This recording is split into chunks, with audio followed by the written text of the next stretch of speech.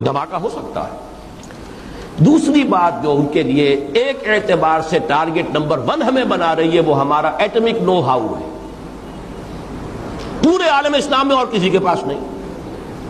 اسلامی بم اگر بنے گا تو یہی بنے گا۔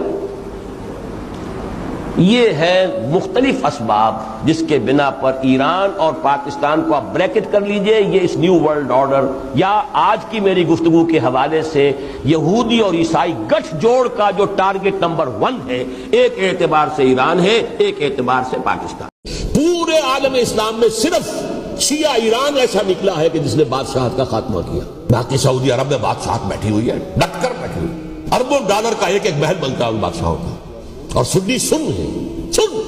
آیت اللہ خمینی صاحب کی کہ اہل تشیع ایران کے جو ہے ان سے انہوں نے یہ بات منوا لی کہ ہم بالکل انرٹ نہیں بیٹھے رہیں گے، بلکہ اپنے نائب امام قرار دے کر عوام کو ایسا کھڑا کیا ہے کہ 20,000 سے لے کر 30,000 کے درمیان انسانوں نے جانیں دے دی، عورتوں کے جلوس نکلے، شیرخوار بچہ گود میں ہے عورت کے، اور گولی کھا رہی ہے، مر رہی ہے، گر رہی ہے۔ یہ جذبہ انہی میں ہے۔ واقعہ یہ ہے کہ اہل سنت کے اندر یہ جذبہ نہ ہونے کے برابر ہے۔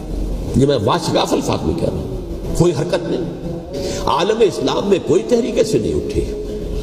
یہ اہل تشیع میں ہے جو بالکل استثنائی بات ہے۔